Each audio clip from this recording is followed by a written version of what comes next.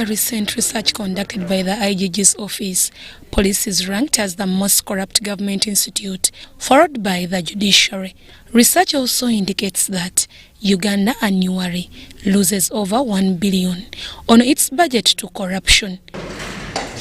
During a lecture to regional police commanders who are undergoing a retreat, Colonel Edith Nakalema, head of State House Anti-Corruption Unit, challenged police officers to fight for the police's image against corruption. You who have the power from the Constitution, the mandate that you have, if you choose to use it, if you choose to say, no, we shall protect the people and their property, you are the one supposed to empower the community to report the corrupt, to report those who bribe.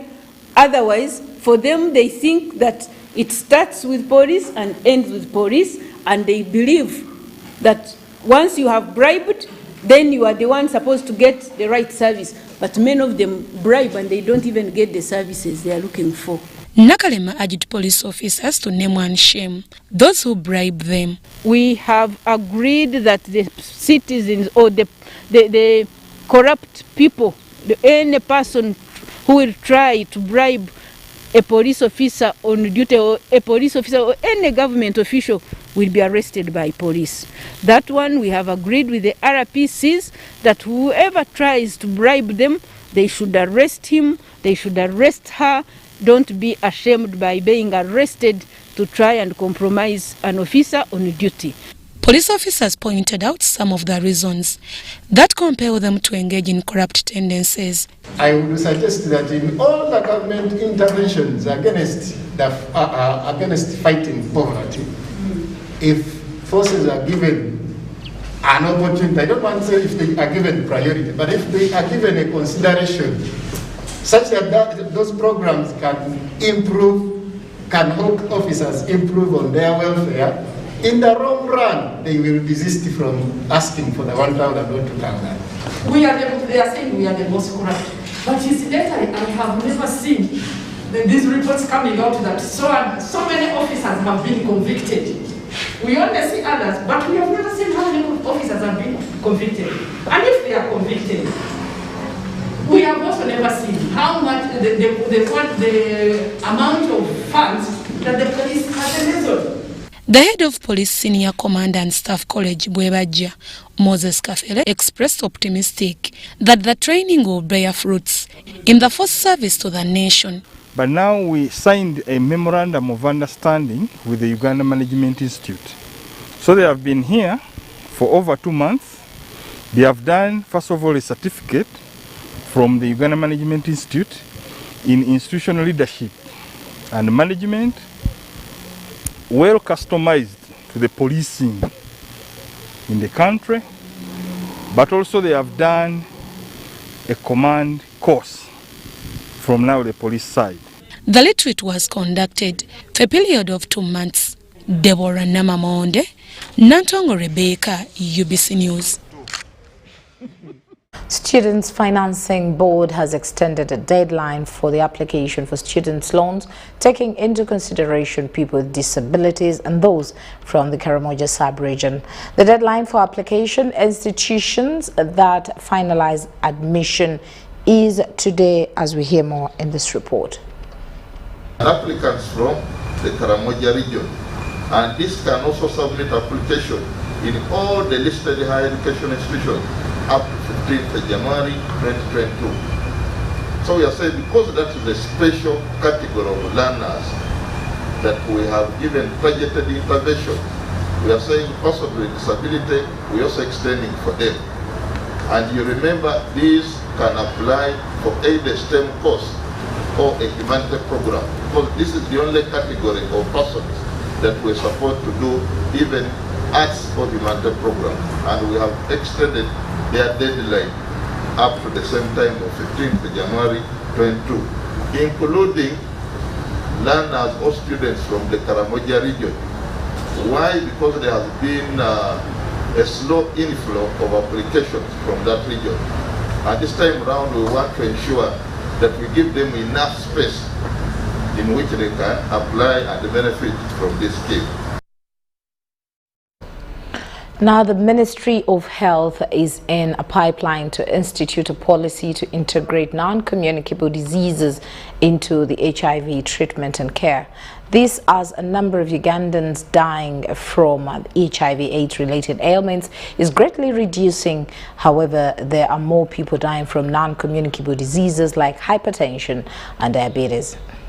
HIV and AIDS pandemic celebrates 39 years of infecting and affecting Ugandans. Reports coming from the HIV and AIDS stakeholders indicate decreasing AIDS-related mortalities and an increase in non-communicable diseases. Uganda has made a lot of progress in the fight against HIV and AIDS, which has led to a reduction in the country's HIV prevalence rate from 18% in the 1980s to 6.2% currently. What has happened is that ever since they adopted the policy of test and treat in 2016, many of the people have gone on to ART, that is antiretroviral treatment. And that has translated into many people now not dying but having the will to live.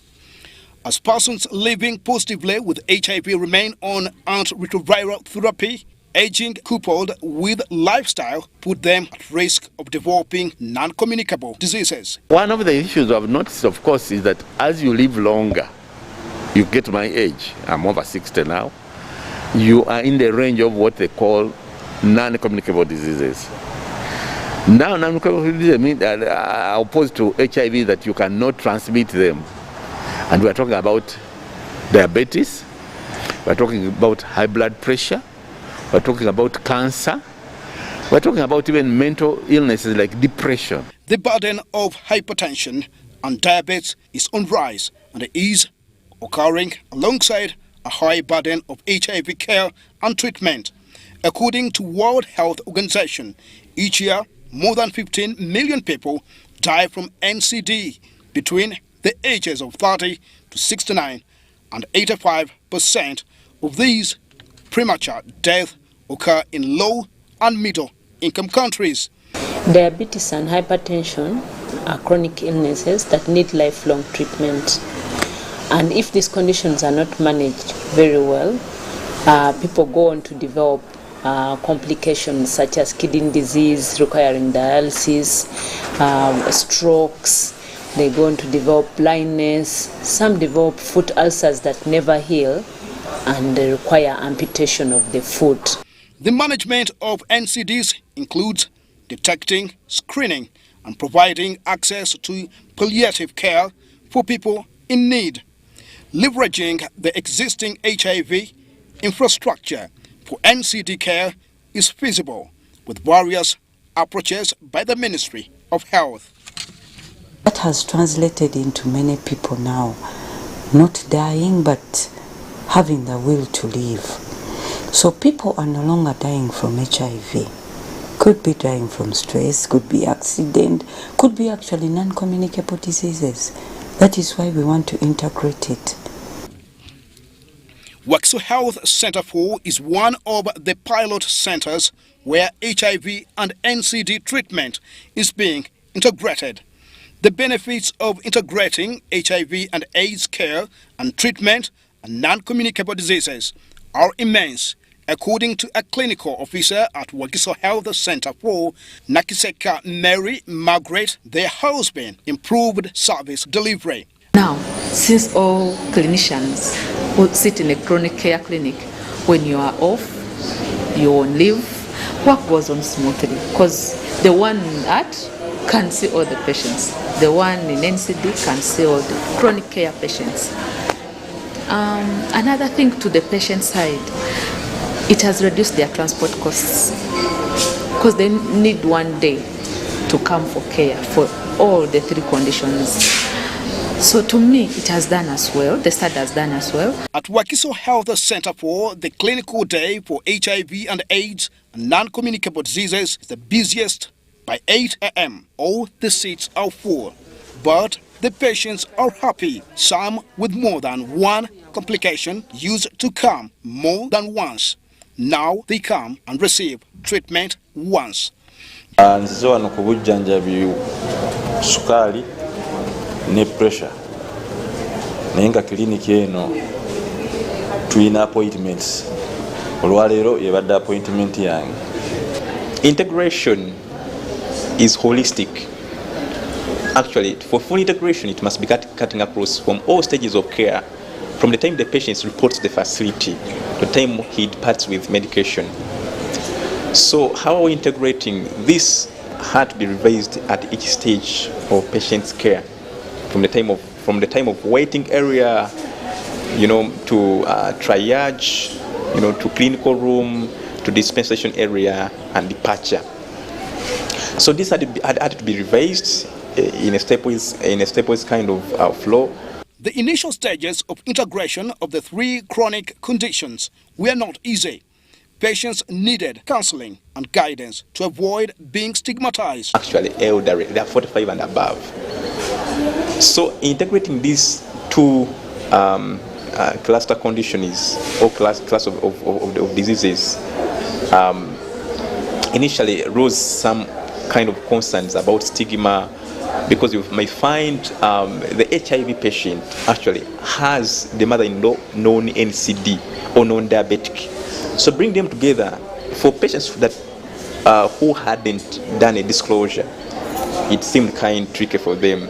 The cost of care for NCDs is very expensive. Patients with non-communicable alignments have to survive buying most of the drugs themselves.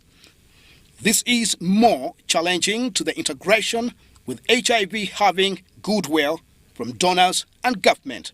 Nti ffe kubanga tugenda kubeera ku ddagala ebbanga lyonna ate ne tusigala nga tufulumya, twalisabye naffe tulowoozebweko nga aba art bwe baakola ki, bwe baba providinga n'eddagala ku bwereere. Abantu ffe bangi simanyi naye nga eddagala lya bbeeyi. Bajja ne bali kuwandiikira ne bagamba eddagala oluusi tewali, ne bagagenda olibule. Wabula ekisinga okutunyigiriza ffe abalwadde b'ebirwadde ebyo, gavumenti eringa etatu. The only challenge we have is that ARVs are available free of charge, while the other ones people have to buy. So someone is getting this and is not getting this. According to research carried out by the Medical Research Council and Uganda Virus Research Institute, the occurrence of non-communicable diseases, conditions and mortalities need concerted efforts and dialogue to address the silent killers. The Ministry of Health is soon coming out with a policy for integration. Needs to make sure that those are looked at, but we think that if this integrated approach works well, we will work at the policy level to make sure that we do more integrated care for our patients, so that we update the guidelines, we update the policies to ensure that this becomes standard of care. Diabetes and hypertension, if not handled very well, they result in 2 very bad complications. The deaths from diabetes and hypertension are already at the peak level of death that were seen with HIV in the early 1990s. And these numbers are rising. We must address access to health, cost of care, patients with chronic conditions. Report compiled by Douglas Setumba. Now, news just in, there has been a UPDF attack, and of course news just lets us know that the Uganda People Defense Forces and the Democratic Republic of Congo forces have jointly launched airstrikes and artillery on ADF's main camps in the eastern DR Congo. The early morning strikes focused on the ADF's camps. UPDF spokesperson Brigadier Flavia Byekwaso confirmed this development in a tweet, and I quote, she says, "This morning we have launched a joint air and artillery strike against ADF camps with with our Congolese allies. The UPDF was last week given a green light by President Felix Tshisekedi to conduct operations against ADF terrorists based in Congo. This followed a wave of coordinated bomb attacks, one which some we witnessed in our very own country, and these were orchestrated by ADF's terror cell groups within the country. We will definitely keep you posted as the news unfolds.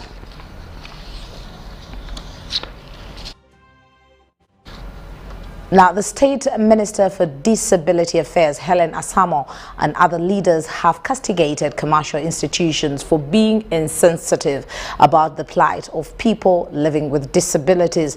They singled out financial institutions with ATM machines that are not user-friendly with PWDs.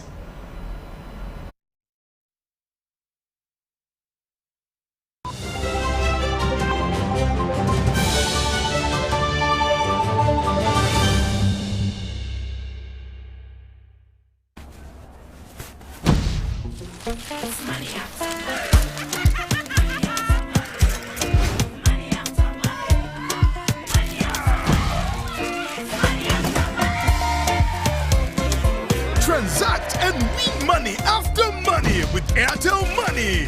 1.5 billion shillings in cash prizes up for grabs.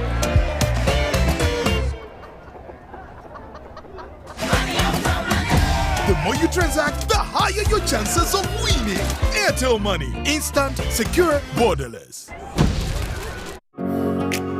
It's no secret that ICT makes learning easy. The strides made in our field could not be possible without it.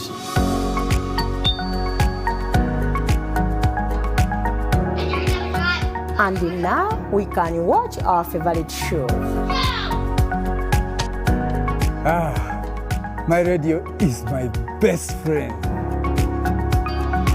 UCC provides an enabling regulatory environment and policy guidance for healthy competition. We also facilitate ease of doing business in the communications sector through licensing, standardization, spectrum management, tariff regulation, rural communication development, and consumer empowerment. An informed consumer is an empowered consumer. UCC supports local content and innovations. Driving the development of a robust communication sector in Uganda is Uganda Communications Commission. Nkuleetedde MTN Kabode essimu ya smart gy'osobola okwefunira olwo n'ogisasula mpola nkugambye yeno eri eya kavi ate nga tamanyi endala zonna mu katale ejjirako omuggo gwa yintaneti kati ky'oba okola gwenyiga *65*5*2# okebere oba osobola okwefunira MTN Kabode olumala okebera bw'oti dduka buddusi ku dduuka lya MTN lyonna eri kuli okumpi weefunire MTN Kabode olwo olyoka ogisasule mpola ng'osasula nnusu 15,000 zokka buli wiiki okumala emyezi 6 ng'okozesa MTN Momo weefunire Kabode kati dish. Everywhere you go, MTN. Raising voices. Like other fathers across Uganda, I'm standing up to say no to violence against children. I commit to give my children a violence-free childhood. As fathers, we can make Uganda safer for our children. I promise to speak out when I see violence. In this time of COVID, what is your promise to the children of Uganda? Because a violence-free childhood is everyone's right. Raising voices.